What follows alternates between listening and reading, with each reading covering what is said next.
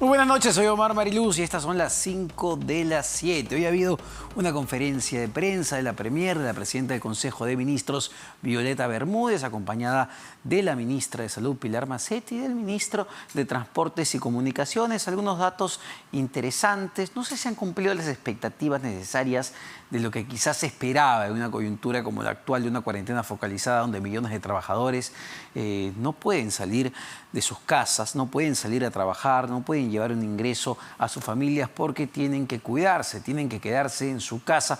Pero bueno, vamos a ir con eso. Hay un dato bien interesante, lo comparte nuestro compañero Carlos Villarreal en sus redes sociales, en su cuenta de Twitter, y es un proyecto legislativo que ha presentado nada menos que el congresista de Unión por el Perú, me refiero al parlamentario Moscroute Chagua, de Unión por el Perú, un congresista ya conocido por sus intervenciones, por estar en contra de la vacunación contra la COVID-19. Bueno, en este caso ha presentado un proyecto para, ojo, escuchen esto, dejar sin efecto la cuarentena obligatoria por la COVID-19 y la prórroga del estado de emergencia sanitaria. El congresista de UPP no quiere que haya más cuarentena, no quiere que haya más estado de emergencia. Él, entiendo, tampoco cree en la COVID-19. Está en el equipo de las personas que no creen en esta enfermedad, no creen en las vacunas y dice, bueno, ¿para qué vamos a irnos a una cuarentena? Entonces, ¿qué mejor manera que expresar sus pensamientos, su análisis a través de un proyecto de ley? No sé si lo tenemos en pantalla, justo el proyecto de ley del parlamentario. Simplemente les leo, es bastante corto, al menos la primera parte. Proyecto de ley que deroga el decreto supremo tal.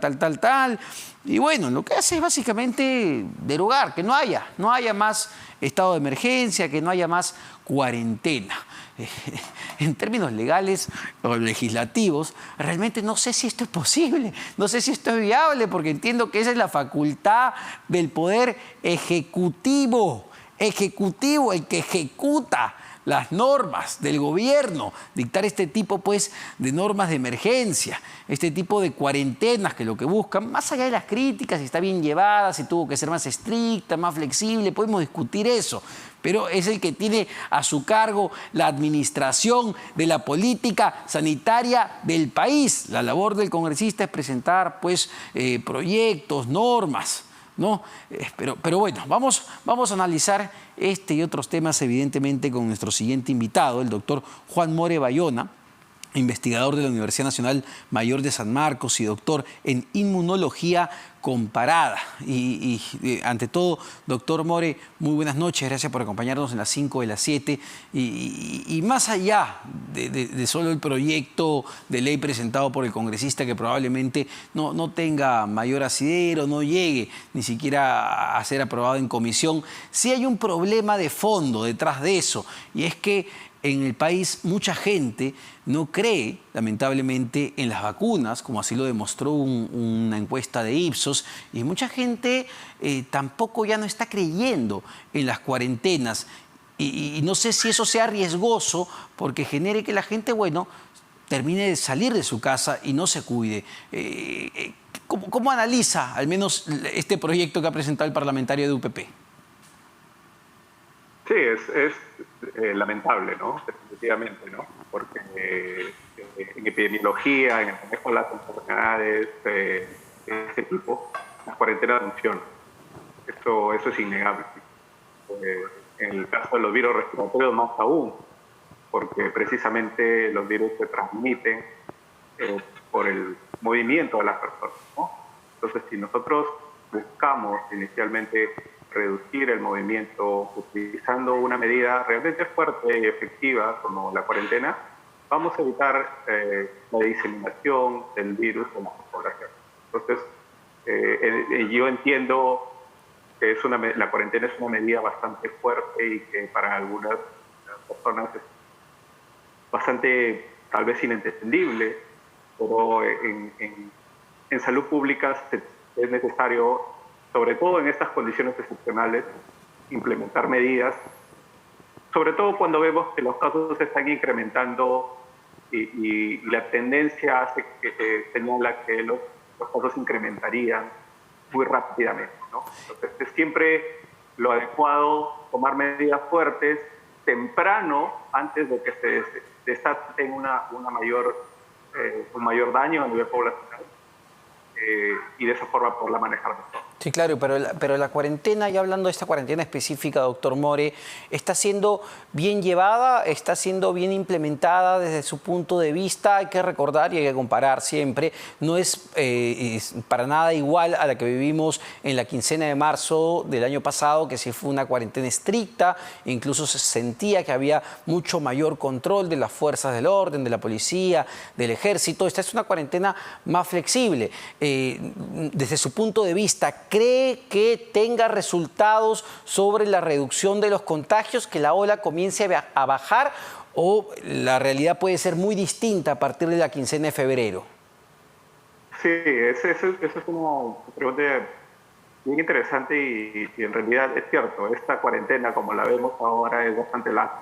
Sí. Y en realidad, en mi opinión, debería ser una cuarentena mucho más estricta, ¿no?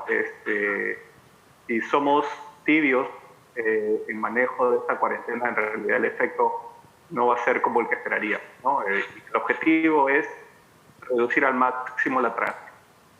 Y hacemos una cuarentena laxa, lo único que hacemos es tal vez hacerle un efecto menor, pero que no va a tener un impacto sostenido dentro de la reducción de la transmisión que se busca en este momento. Claro, porque incluso el día de ayer la presidenta de Salud, Fiorella Molinelli, compartía unos cuadros sobre cómo ya en no solo distritos, sino en diferentes regiones del país se está, o ya se superó el pico de contagios que se había registrado en la primera ola, o están muy cerca, pero muy cerca de superarse. Por ejemplo, para que la gente lo tenga bien en claro, ¿no? En el caso de Lima, son 7 distritos que ya superaron el pico de contagios de la primera ola o están cerca. Me refiero a Surco, Bellavista, Pueblo Libre, que ya superaron el pico reportado en la primera etapa, y en el caso de Comas, Los Olivos y San Miguel y La Molina están ya muy cerca de superar ese pico. Entonces uno se pregunta, después de ver estos datos de propio de salud, es perfecto, entramos nuevamente en una cuarentena focalizada mucho más laxa, pero lo que vemos lamentablemente en el mapa de calor es que los resultados en varios distritos y regiones no son nada alentadores todavía. Sí, precisamente por eso, ¿no? Precisamente por lo que mencionas, es necesario hacer una cuarentena mucho más estricta, ¿no? Evidentemente, la situación ahora es distinta a la que fue al inicio del año pasado, cuando comenzó la pandemia. Mucha gente no tiene mucha intención en acatar la cuarentena. Entonces, tenemos que entender eso también. A nivel poblacional, la gente, hay un cansancio también. Y ante ese cansancio, el Estado como debería implementar una medida un poco más fuerte para reforzar precisamente esa medida de controlar la transmisión, ¿no? Entonces, lo que se evidencia, esperemos que en las semanas o en los días que vengan veamos un efecto. Sin embargo, si la medida es un poco laxa, ese efecto no sería el que nosotros buscaríamos, sobre todo en un escenario en el que los casos se incrementan rápidamente.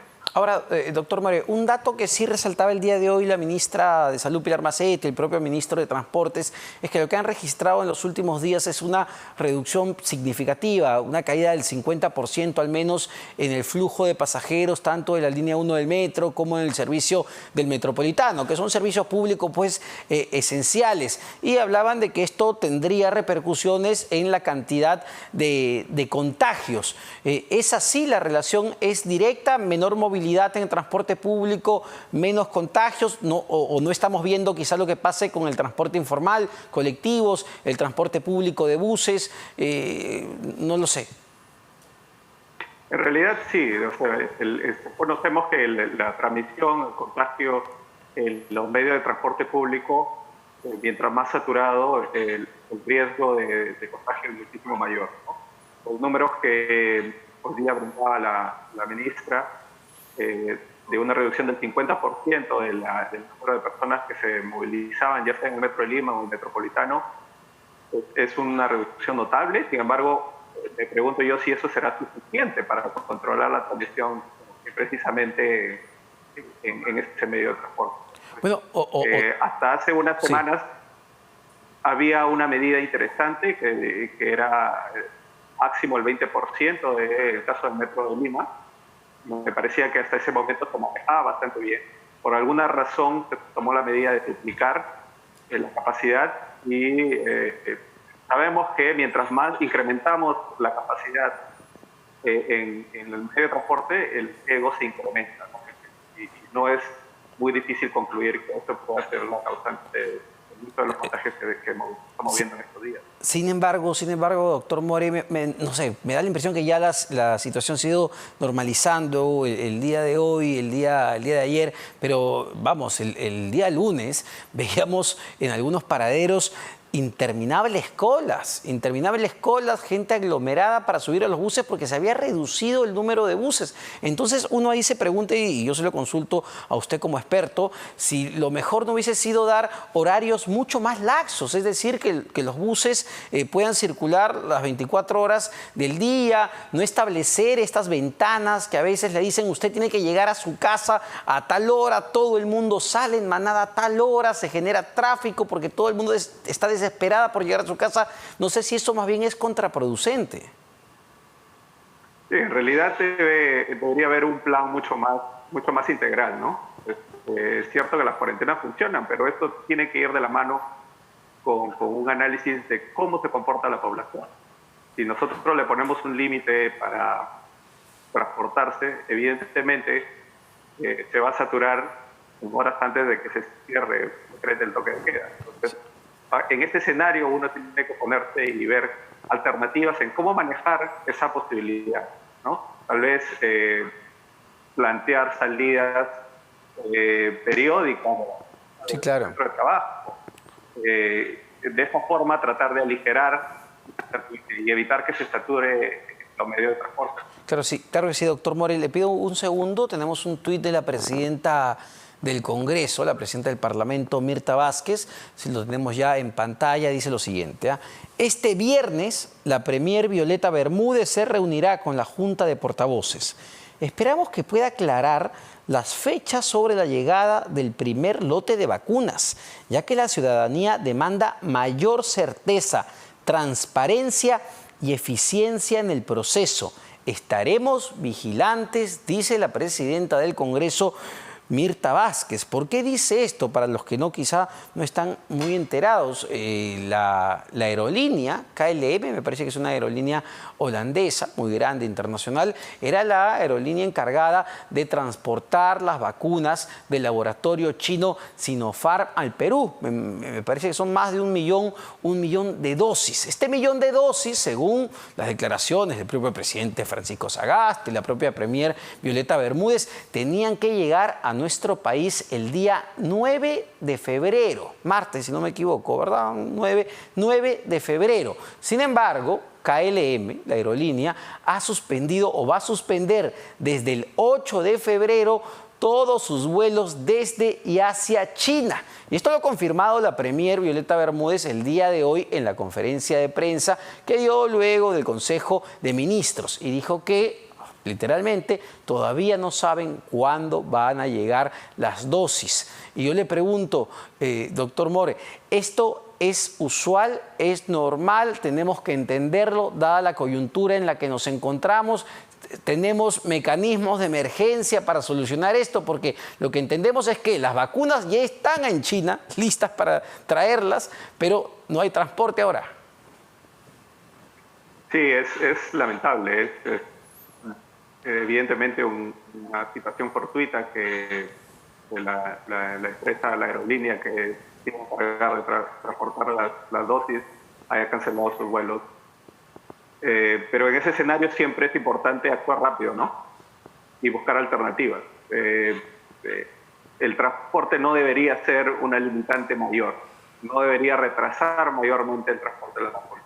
Esto nos asegure que porque una aerolínea cancela sus vuelos, vamos a tener un retraso mayor en el tiempo de la vacuna. Bueno, es un argumento bastante débil, ¿no? Porque el transporte no debería ser una limitante, ¿no? Bueno, porque caramba... En este escenario yo creo que sí, el gobierno debería buscar debería tener una alternativa alternativa. Siendo al menos lo que he escuchado de Air France podría ser una alternativa bastante posible, pero esto se debe concluir ya rápidamente. Bueno, y se lo preguntaron justo a la Premier el día de hoy, porque el diario El Comercio más temprano reveló esta información y en la nota publicada en el portal web del Comercio decían que la alternativa sería que Air France podía traer este lote de vacunas incluso días previos, incluso el domingo 7 de febrero. Pero uno se pregunta, a ver, si KLM suspende su vuelo, ¿no se puede, doctor More, usar el avión presidencial, enviar el avión presidencial para traer las vacunas a nuestro país? No sé si se puede dar una salida a ese tipo. Yo me pongo en el escenario de la Federación Peruana de Fútbol, alquila charter para transportar a la selección peruana de un país hasta Nueva Zelanda, y no podemos hacer un esfuerzo como Estado para traer vacunas. Es algo que no cabe análisis, no. Sí, claro. Pero bueno, ya, tratemos de ver las cosas con mayor optimismo y decir, está bien, las vacunas van a llegar en esta primera quincena de febrero, doctor More. Esperemos. ¿Qué empieza una vez que tocan territorio peruano? Hay procesos administrativos que ya, me imagino, estarán superados. El proceso de vacunación tendría que ser de inmediato para las personas más vulnerables, para aquellos que están en la primera línea. Sí, lo bueno es que el MINSA hace unos meses tiene un plan de vacunación frente al COVID. Un plan bastante coherente, que decirlo, que utiliza bastante las recomendaciones de la Academia Nacional de Ciencias de Estados Unidos, ¿no? De utilizar tres líneas, ¿no? La primera línea, aquellos protocolos de salud, con la primera línea que se enfrenta al virus. En la segunda línea, aquellas personas con alto riesgo, enfermedades con comorbilidades, adultos mayores. Y en la tercera fase, aquellos adultos que no hayan sido incluidos en la primera y en la segunda fase. Entonces, este plan se debería implementar rápidamente. Lo bueno es que Perú es reconocido a nivel de la región como uno de los países que desempeña anualmente un plan de vacunación bastante consistente, bastante elaborado. Entonces, esto debería ser una fortaleza que deberíamos utilizar para hacer una vacunación masiva, que es lo que estamos buscando. Ahora, el problema es que vamos a tener un suplemento de vacunas bastante limitado, ¿no? Exacto. 1 millón con Sinopharm, de repente 1.8 con el caso de COVAX Facility, y alguna otra dosis que podamos tener, pero no veo algo de más de 3 a 5 millones de dosis que lleguen en la primera. Y entendiendo, doctor More, corríjame si me equivoco, a ver, que este 1 millón de dosis de Sinopharm va a alcanzar para vacunar a 500.000 personas, porque creo que era 2 dosis por persona. ¿Estoy bien, en lo correcto con los números? Sí. Para el caso de la vacuna de Sinopharm, la gran mayoría de vacunas que han sido aprobadas son 2 dosis de vacuna, ¿no? Y separados por 3 semanas, y lo que representaría vacunar a 500.000 personas. Bueno, y hablando, que usted lo debe saber con mayor detalle, hablando de 500.000 personas, ¿estaríamos cubriendo al menos a todo nuestro equipo sanitario, a todos nuestros médicos, enfermeras, todas esas personas que están poniendo el hombro? ¿Alcanzaría este 1 millón de dosis? No tengo el número exacto, pero habría que hacer un análisis. Me parece que no llegaríamos a cubrir, pero en realidad no tengo el dato exacto de cuánto necesitaría. Ahora, el otro dato o noticia positiva que surgió el día de hoy, doctor More, y usted lo mencionaba, tiene que ver con esta asociación, ¿no?, que organiza la OMS, el famoso COVAX Facility, y ya hay estimados de cuántas vacunas le tocarían a Perú. Entiendo que estamos hablando de más de 1.700.000 vacunas entre las de AstraZeneca e incluso un pequeño lote de 117.000 del laboratorio de Pfizer. Lo que entiendo es que todavía no hay una fecha muy precisa de cuándo llegarían esas vacunas a nuestro país. ¿Podría ser el primer semestre? Sí, eso va a ser muy dependiente también de la disponibilidad de las farmacéuticas, ¿no? Hay que entender que la modalidad de COVAX Facility es un conglomerado para negociar a nivel de Estado, ¿no?, y tener una fuerza mucho más sostenida en los países de medianos y bajos ingresos. Ahora, y en ese contexto también Perú no está considerado como un país de bajos recursos. sí, claro.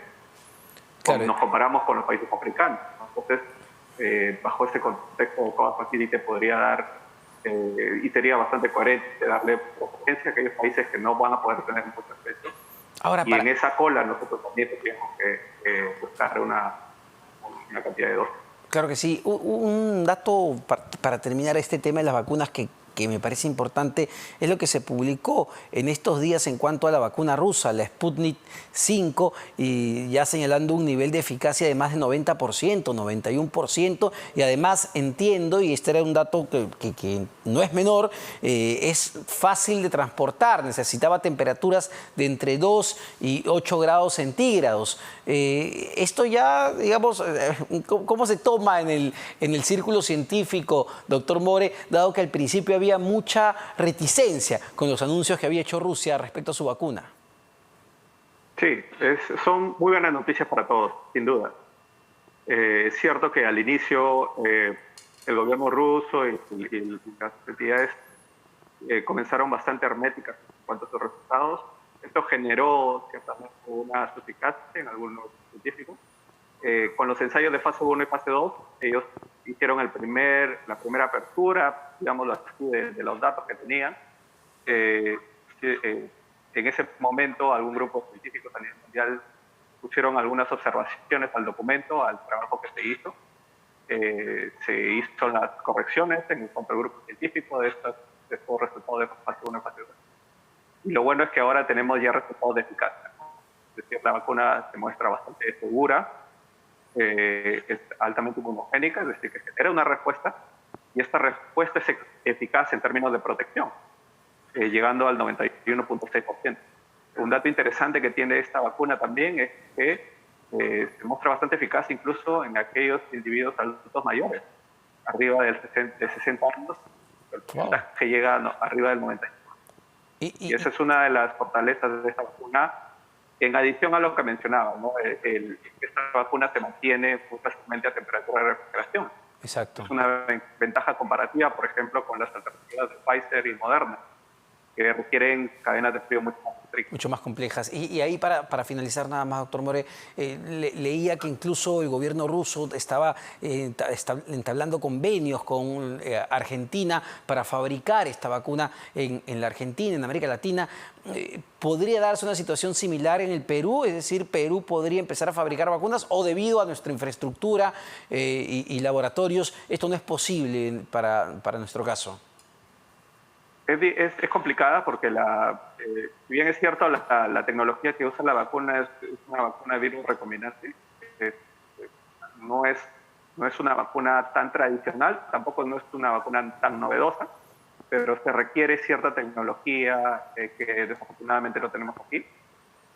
Pero sí es importante, y esto sí se sabía desde hace unos meses, que el gobierno ruso estaba conversando con el gobierno argentino para tratar de tener un centro en Sudamérica de producción de vacunas, y ahí va a tener mucha relevancia también la diplomacia peruana, y podemos negociar con el gobierno argentino para que esa producción que se genere a nivel regional pueda venir al Perú, sería importante. Perfecto, sí, bueno, ahí está. Incluso hay una candidata que ha tenido ya, entiendo, algunas conversaciones con el gobierno argentino, pero eso lo dejamos para después. Muchas gracias, doctor More. Juan More Bayona, investigador de la Universidad Nacional Mayor de San Marcos y doctor en inmunología comparada. La vacuna rusa, ¿no? Había mucha reticencia al principio, miraban levantando la ceja. Bueno, no se habían compartido la información científica, eso también es cierto, y por eso, digamos, los temores, pero ya está, ahí más de 90% de eficacia. Ojo con ese dato. Nos vamos a una pausa, no se vayan, venimos para un debate electoral entre dos candidatos de Fuerza Popular y Juntos por el Perú.